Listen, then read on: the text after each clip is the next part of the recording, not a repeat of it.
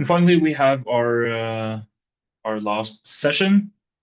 We have a panel conversation between Professor Dr. Maurice de Greef, Chairholder, UNESCO Chair on Adult Education from the Vrije Universiteit, Brussels, and Professor David Mallows, Director of the IOE Academic Writing Centre at the UCL Institute of Education, in conversation with moderator Margrethe Svendsrud, Director of the Department for Working Life and Skills at the Norwegian Directorate for Higher Education and Skills.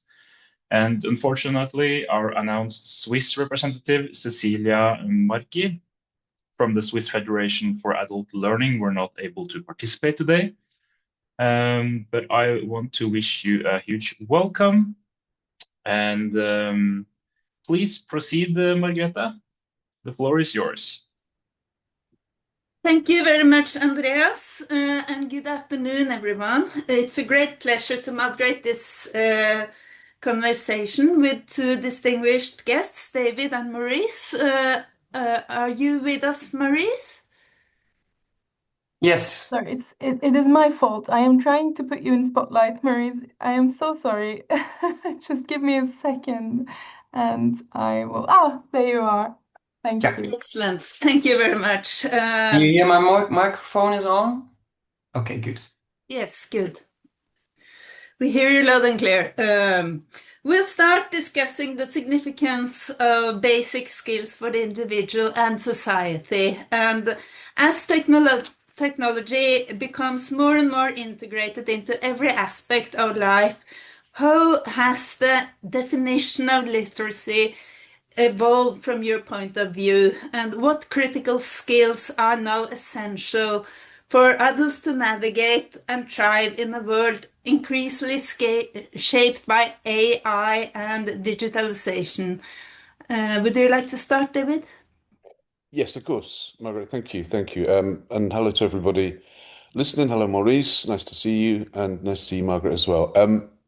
On this question, it's something we talk about a lot. The term literacy is been wildly overused.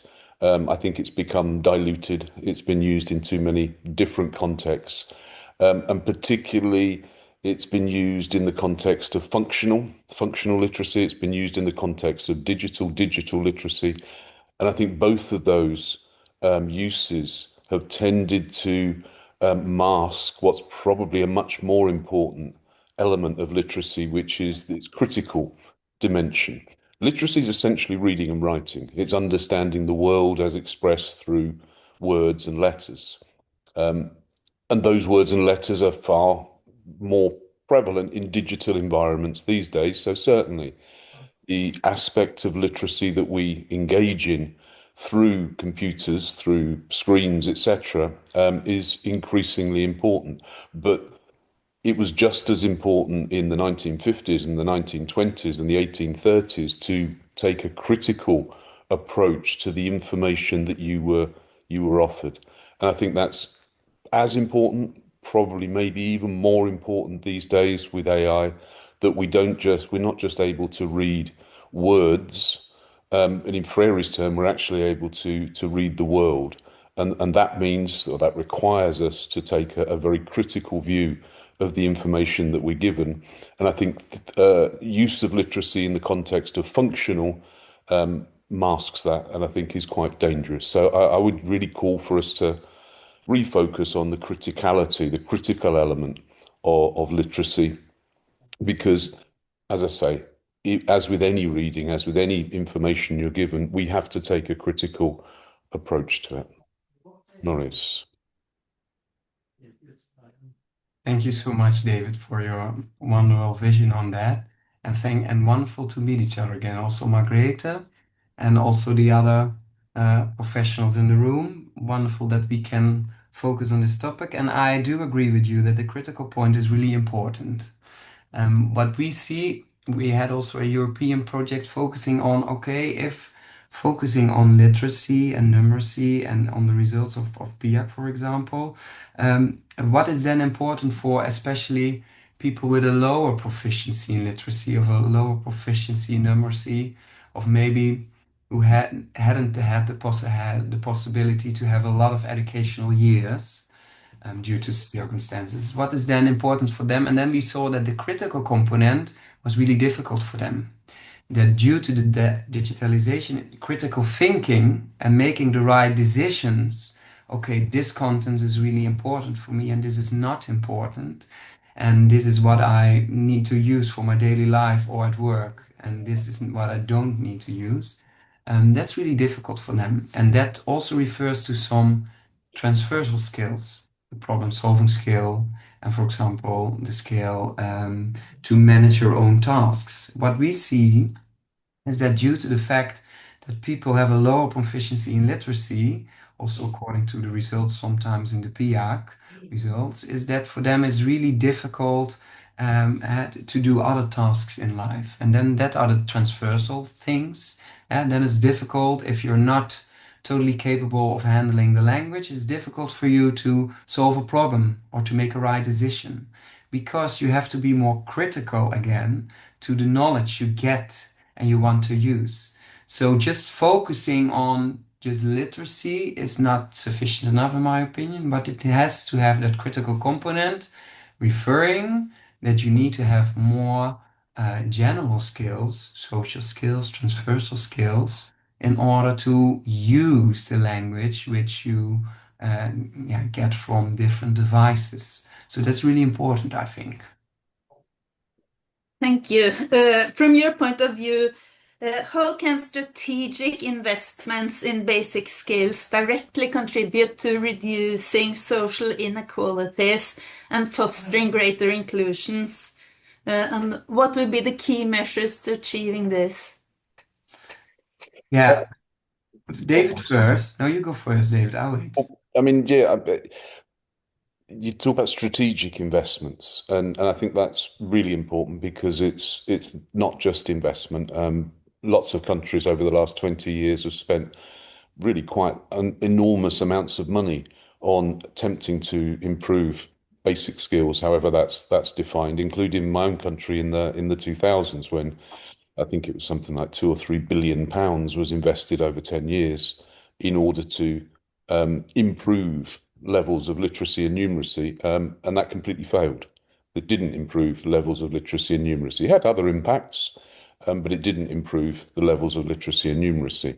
I think the investment needs to be contextualized. We heard from the Danish colleague just now about the importance of literacy and numeracy training being dedicated to work tasks, not teaching people how to read and write, but teaching people how to do the things that they need to do and the things they want to do more effectively.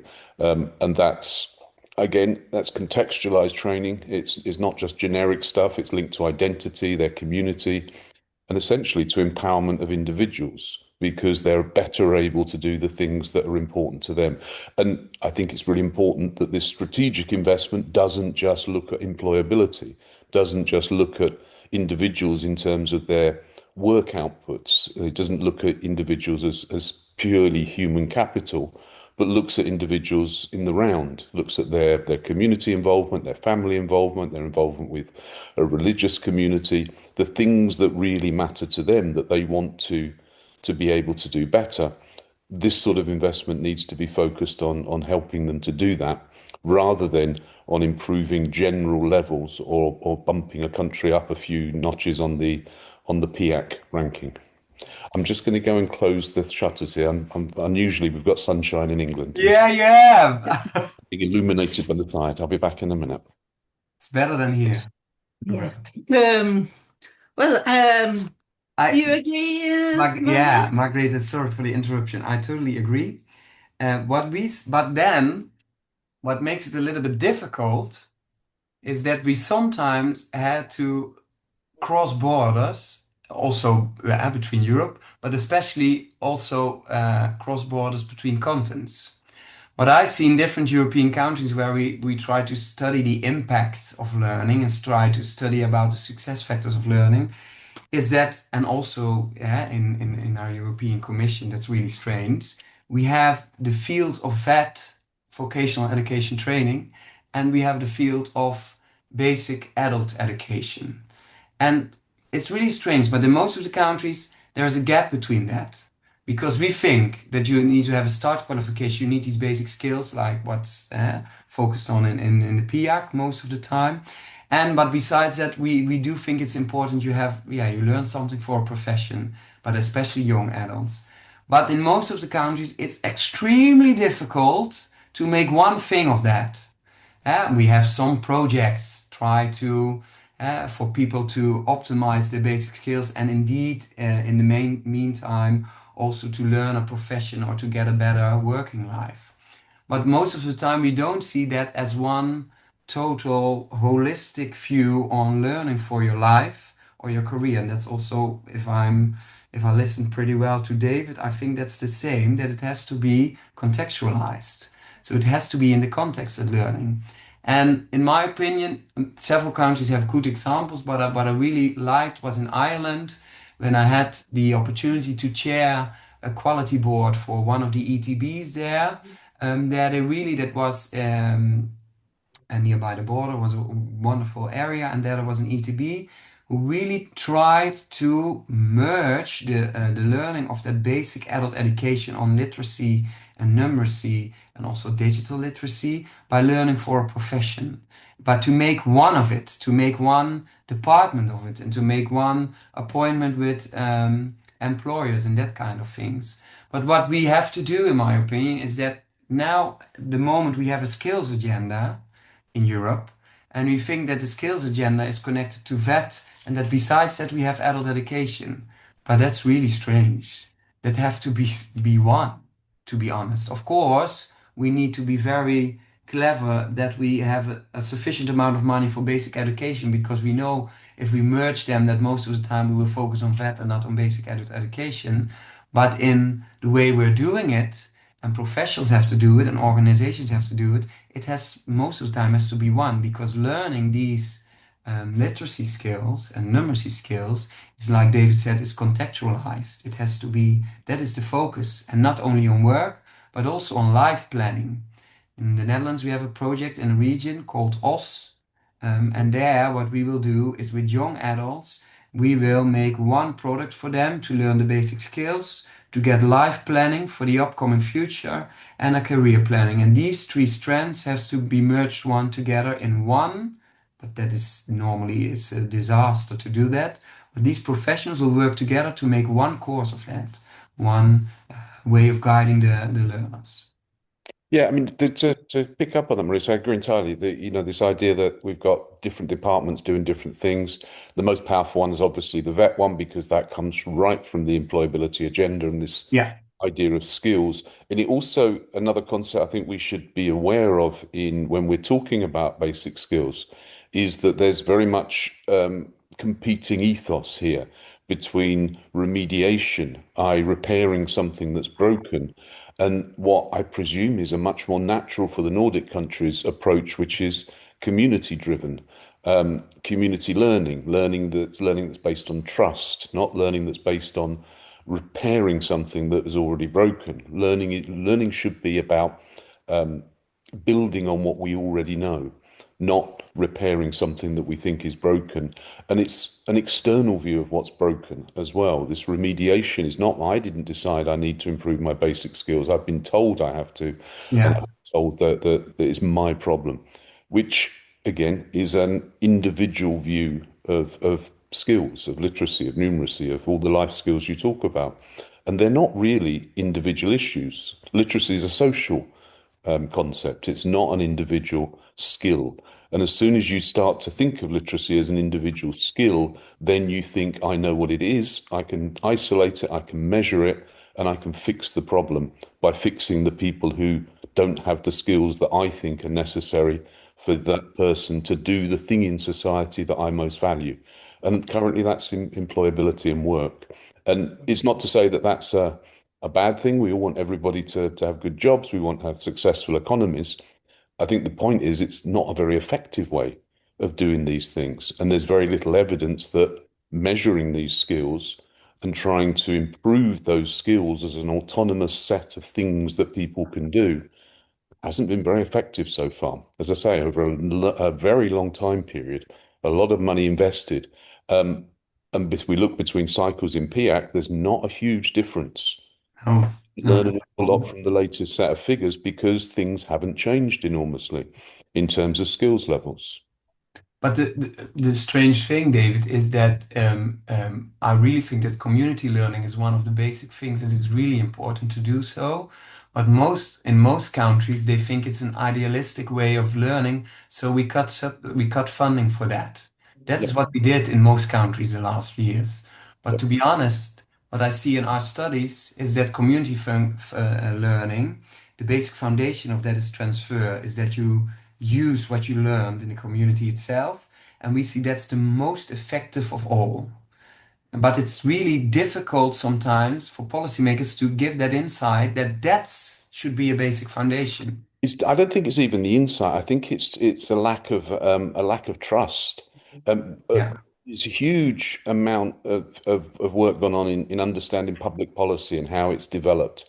And a lot of that, the things I've taken from that is learning around accountability. So if I've got public money and I'm going to invest it in adult learning, I want to see what I'm getting for my money. I want accountability mechanisms. And those accountability mechanisms are generally things like someone will pass a qualification. It's what ruined Skills for Life in England. The huge focus on certification and that formality, that link between qualifications and employment, etc., has just become more and more pronounced. And so the sort of community initiative you're talking about, I might give that some public money, but how on earth do I know that I'm getting value for money? What's the measurable return on that learning? And that's a problem that we haven't solved at all. How do we measure these really complex outcomes of adult learning that aren't just a certificate, aren't just improved knowledge? They're things like confidence, they're things like better family relations, better community relations, civic participation, lots and lots of things that are very difficult to measure, very complex to balance between each other, and don't provide a simple accountability measure that says I spent €1 million of public money and I got 1,000 people onto level whatever scale, etc. And it's good to say, if it's okay for you, Margrethe, that I have a little. It's not on the agenda, but I want to give an illustration for that, for the accountability. What we try to do now by our UNESCO chair on adult education is that it's terrible to do that, we have to do that, but okay, we do it because we want to persuade policymakers to invest in adult education. So we try to make a cost-benefit analysis on it. So what we know that if you have an average of increase in reading, that there is a reduction in cost of care and an increase in labor productivity for people. So now what we are doing at the moment is that we will do a reading test among learners, and half year later a second reading test. And we measure the average increase on language. And then based on that, we make the cost-benefit analysis. What is the reductions for cost and care and increase for labor productivity? And then we found out in some regions that, according to accountability, that the investment really is worth doing due to the fact that we saw that for the society, the reduction in cost of care is enormous, because these persons have now the possibility to arrange their own care, and they don't have to use our provisional infrastructure for care. So we try to do that, but it's not nice to do, but sometimes we see we have to do that for the adult education field to persuade the policymakers to invest in it. Yeah, I mean, we talked about that. I mean, I think we talked about this 15 years ago. 10 years ago, maybe. And look, it was in Berlin. But we do have to do those sort of studies because that's the sort of evidence that policy is built on. I'm quite skeptical about those exercises. I think you probably prove anything is good investment if you choose the right indicators, but hopefully you did choose the right indicators and we believe it. But it is the sort of evidence that we need to use, to marshal in order to make those arguments. And I think a lot of us were hoping that PIAAC would be used in a similar way, that data from PIAAC would tell that sort of story and would be used to tell that sort of story. And I'm not sure it has so far. We'll move on to PIAAC in a few minutes, but I'd just like to ask you, as Jan mentioned earlier, in Norway, and I'm sure in other parts of Europe as well, we have a great shortage of workforce, and we have enormous need for skilled people at different levels in all kind of sectors and branches, and we need all the hands and heads that we can be able to mobilize to stay in working life. And do you have any solutions on how we can meet the skills needs for the groups with low basic skills in an efficient way that meets also the challenges that you've just been discussing? Yeah, I mean, I thought that, as I said, I thought the Danish presentation that we just heard before the break was very positive in that sense, starting not from what people can't do, but what they need to do. I think as I say, I think we've become far too focused on certification of various skills. We've made things far too complex. There are lots and lots of jobs, lots of tasks that don't require high levels of literacy and numeracy. And yet we put literacy and numeracy as a barrier to people progressing in those jobs. We don't value other skills in the way that we value things that are measurable.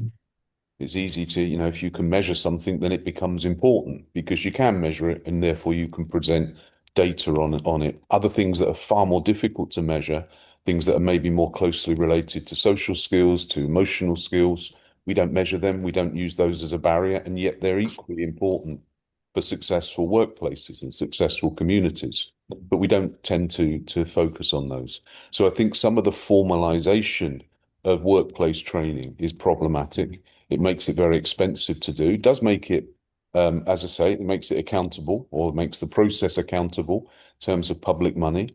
It makes it quite replicable. I can have one certificate that everybody in the country takes if they want to be a truck driver. And that's regulation, isn't it? And that's some of the way we achieve things across a society is by making them the same for everybody. But we're all different, and our workplaces are all different, and our tasks are different. And therefore, trying to homogenize adult learning, I don't think is a very profitable thing to do, and has very negative consequences in that it puts people off. And everybody who's listening here now who's involved in adult learning knows that it's not easy to recruit people to adult learning classes. It's not easy to get into a company and get that company to put on training. Now, there must be a reason for that. It can't just be because they don't want to, because they're scared of it. It must be because maybe they don't feel the need for it. Maybe they don't feel the need for the things that we package as part of those basic skills or vocational qualifications. It might be that if we were to go in and say, can I help you with this task? You might need to do this. This is a useful way of doing the thing you have to do, rather than saying, come to my course. Then we might find we're more successful. Yeah, that's true. And what we see is that what we now try to do, we have an European project called Rescale. And we try to set up an environment where people have the possibility to learn for their jobs or to learn for their life. And at the beginning, we set up that project, and what we wanted to do is that we wanted to have one format for 7 countries. But we found out in 2 minutes that that's not possible, of course. So now we reformulated that to reskilling labs. And we said, okay, then it would be nice if we have just a set of didactical principles or didactical things that should be incorporated to hopefully increase the learning success. And now we just notice that learning success is the success the employer together with the educational organization or the school or the institute of education wants to go for. So the employer, and it differs per employer. So what we do is that together with the employer, we try to formulate the skills you want to optimize, and that's the basic for learning. So that's it. So if we want to have a better workforce, okay, then first of all, we have to ask the employer, what do you need? and what is then necessary to get these people to get a job or to work in your organization. And that gives the preconditions for the learning environment for us to make that learning environment. And what we normally did is that we changed that. That we say, okay, these people don't have the A1, A2, or B1 level, so they have to strive for that level. But now we just, and that's a little bit scary to do, we leave that totally alone. So we say, okay, what is needed for this workforce to be an employee you want to be, and you should be in the eyes of the employee itself, but also in the eyes of the employer. And based on that, we will try, as an educational specialist, to reformulate that on the levels for literacy and numeracy. And that's the foundation. And what we see now is that it really works. But sometimes it's difficult for the teachers and the professionals because they have to really make a kind of tailor-made labs, reskilling labs for these people. And that's more time intensive. But it works really well. But that's the change I think we have to strive for in the upcoming future. Yeah, that's really interesting talking about what people can do and can't do in the workplace and attitudes towards adults' basic skills. We did some work with employers, and we asked the managers, the people in charge of the workplaces, is the literacy and numeracy level of your staff, is it good enough? Are their skills good enough? And they all said no.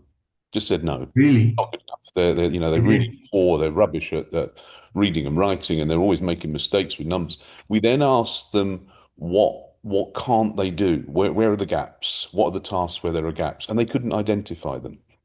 And we then looked at the way in which those workplaces were organized. And what we sort of saw was that where there was a need for a literacy task, for example, one, it was done socially, that it was done between 2 or 3 people, people check each other's work. 2, there's various scaffolds in place. So there are templates for email responses. There's, technology to check spelling and things. And so what we saw was that the literacy skills of the workplace, of the people working in the workplace, they were fine. They were fine for what they were doing because the workplace had been set up and organized around an expectation that they would have certain skills. So if you go in there and you say to those employees, we're going to put on a literacy course because your boss thinks your reading and writing is not good enough, they would reject it completely. And in fact, as I'm sure lots of trainers in this conference will know, who've been and worked in workplaces, that's exactly the attitude you get, is why do I have to do this? What's the problem? I don't see the problem.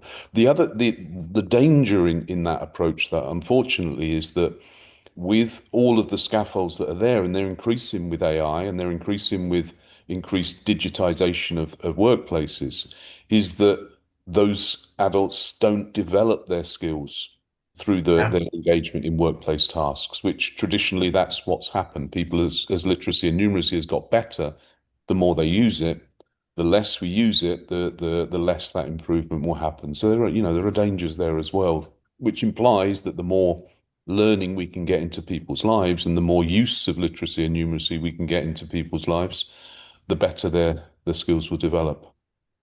Yeah, and also with the danger for that is that there's also an opportunity for community learning again. Yeah, Some absolutely. countries we connect these kind of courses to community learning, and then we saw that they can apply it immediately in their lives. Absolutely. If your literacy improves in one domain, it improves in all of them. It's a classic transferable skill, isn't it? It doesn't have to be improved in the workplace in order for your workplace performance to benefit from it. Thank you both. I think you brought up some very interesting perspectives on basic system workplace learning that we should keep in mind. I'd like to move on to the PIAAC results, and the release of international survey data like PIAAC often prompts discussion about the skills crisis. And based on your experience, how should we interpret these results, and what do you think will be the best way to leverage this data? And is there a risk that the idea and agenda behind the usage of these results overshadows their true purpose in informing policy and practice? David, who is going to be first, you or me? I don't mind. You can do it. I'm on the same level. I mean, the skills crisis rhetoric, I think, is really problematic.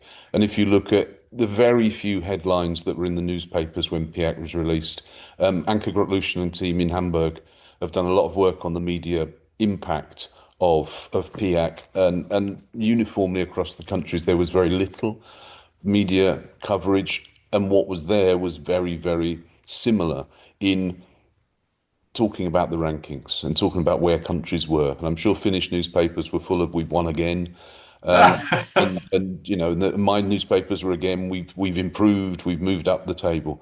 There's very little there about what we can actually learn. Partly this is OECD's fault. OECD did label a certain level as functional literacy, and therefore gave this impression that you need to get above this sort of binary view of literacy. That was particularly disappointing.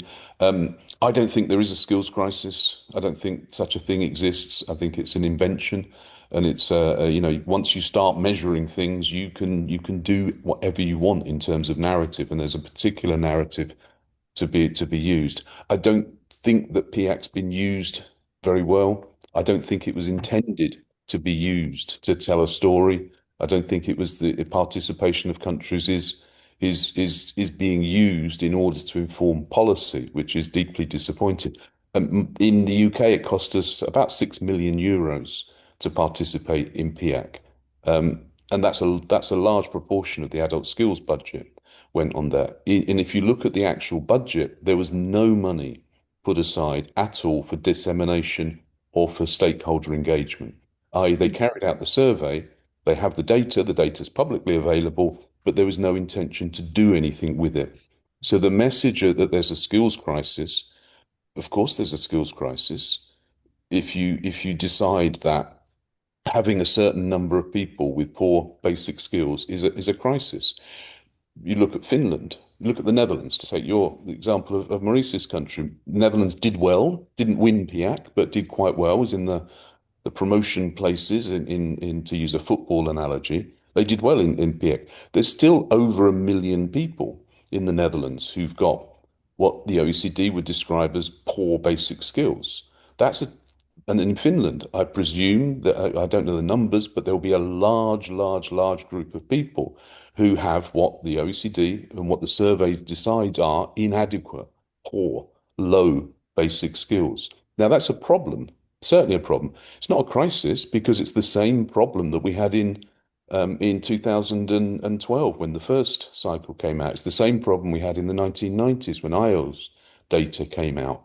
It's not a crisis because a crisis is something that's immediate and needs to be solved now. It's an issue in our societies. It's a structural issue. It's not an individual deficit issue.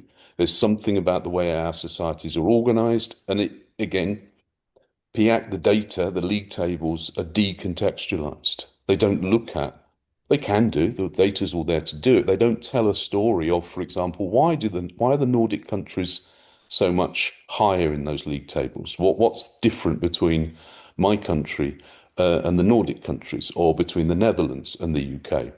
And there's lots of similar things, but there are lots of things that are very different, particularly in terms of social fabric and social attitudes to public money, attitudes to investment in community organizations and community life that probably are related. But the big question is, it's not a skills crisis. It's not an individual deficit issue. These are structural issues. And we've got to think, well, why was that survey carried out if those lessons aren't being learned?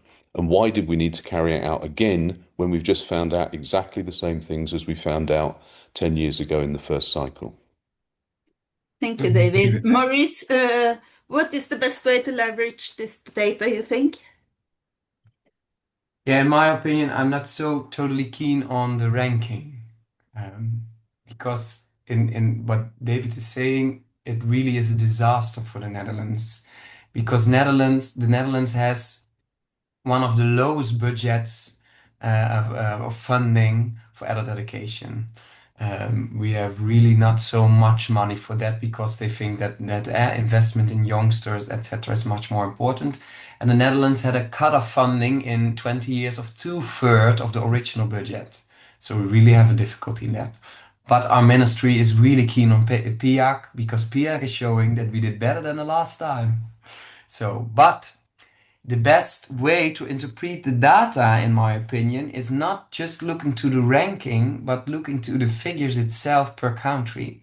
What we see, for example, in the Netherlands, but also in Flanders and also in many other countries, if you look really well detailed into the results, is that the gap is widening between the people who score a little bit less than the people who score a little bit higher. That's a problem, because what we see is that we didn't solve the problem, indeed, David, what you're saying 10 years ago, of the people who had some problems with these kind of skills and didn't have the opportunity to have a better course or a better way of guidance, a better way of learning, a better provision for education in order to gain these skills, to get better skills. And this is the most problematic thing, I think, that the gap is widening, is not becoming smaller. So we have an enormous number of people who are really high skilled. Some countries, for example, Moldavia, they have really a lot of people going to the university, but that's a problem because we don't have any people who just want to go to the vet and learn a profession. So that's more. You have to look at that side of the coin. You have to look, okay, the gap is widening. What should I organize then to ensure that these people who score a little bit lower, that they have a sufficient amount of support to get on that ladder of these kind of skills we want to give them. And then the question is indeed what David is referring to. Okay, why is Finland then so high among all these categories? And what is then well organized there in that country? What we can learn to optimize it for the people who score a little bit lower. So you have to look very well detailed into the figures of your own country. But what we do, and especially our ministries do, is look into the ranking. For example, what we also do is in Pearls and PISA, is in the Netherlands, we scored really low 2 years ago. And then our ministry said, oh, panic at all. So I now force that every vet school needs to strive for a higher level in literacy, which makes the gap even more bigger between the low scores and the high scores. So that's not good if you just look to the ranking, in my opinion. Based on that, what do you think should be the most important priorities for Europe in enhancing adult basic skills in the years to come? In my opinion, I think, is that there are two things that are really important. One is that adult basic skills is not an isolated part of learning.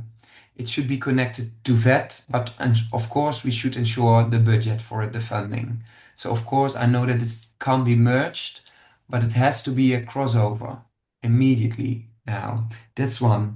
The second thing is that we have to, if we have a PIAAC, if we really are keen on the PIAAC data and really are keen on these kind of studies, okay, but then we have to use it in a better way now. Then we have to have, and that's, I think, also a task for the OECD. They have to serve these countries and help these countries to interpret the data and also help them to use the data to optimize the supportive infrastructure to help these people who score lower and to help projects for that or an infrastructure to get them in a better way to these skills, and not in 10 years to see that the picture is the same. You have to help these countries to realize that infrastructure and connect that to other parts in the social domain.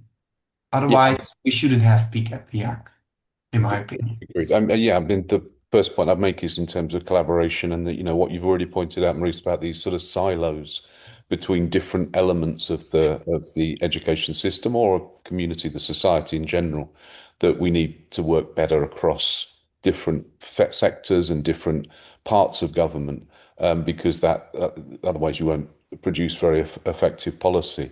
And in education, again, with PIAAC and with PISA, the impact on the UK or the English education system has been very negative. In the same time as in the last 10 years or the last 15 years, England, because the education system's devolved in England, so in the UK, so it's different for each country. In England, did very badly in PISA, a big focus on literacy and numeracy within schools, and that was at the expense of things like music and languages and other elements of the curriculum. A big focus on literacy and numeracy, and in the last PISA, England did much better on literacy and numeracy. At the same time, our children in our schools are the unhappiest in the OECD countries. So there are focusing on one measure is detrimental to the health of the whole system. While I was reading, preparing for this and thinking about these questions, I came across the term learning democracy, which I think is a Nordic term, learning democracy. And this idea that you would, rather than focus on individual deficit, you just support people becoming more active, more engaged, citizens, more engaged in civic life, doing more things in their communities. And that sort of learning is devolved, is given to people with sufficient budgets and facilities and trained facilitators. It's not aimed at improving people's skills. It's aimed at empowering communities to learn the things that they think will improve them. I think literacy and numeracy are absolutely fundamental to anybody's well-being in society. But if you isolate literacy and numeracy from their use, if you take criticality away from that learning, then I don't think it's particularly valuable at all. And I think we should have learned that lesson by looking at the educational initiatives that have happened and their limited impact on these levels, this measurement that's being carried out every 10 years or so, to be able to say, well, actually, we got things wrong and we need to rethink this. And I think a move to more societal-based, community-based, high trust environments for learning would be beneficial. Thank you very much. We need to wrap up this conversation now, but one final question for you, Maurice, just very briefly. What is your vision for the landscape of basic skills in the next 5 to 10 years? My vision is a holistic vision, and that needs to have a kind of a strong cooperation with VET, and a strong cooperation with other parts of the social domain, and especially with labor market and with care and poverty. All these kind of provisions on what I see in these studies we do is that adult education is one of the levers to have better results on the other parts of the social domain. So you should cooperate with that. But it's even as important as VET. So that's the difficulty in the upcoming future, but that is the need we have to go for. Thank you very much, both of you, for a very interesting discussion and for sharing your insights. Gianni, leave the floor to you again. Yeah, thank you so much, David and Maurice. We truly appreciate your insights and contribution, but we also value having experts who can help us see the broader historical perspective and draw some frames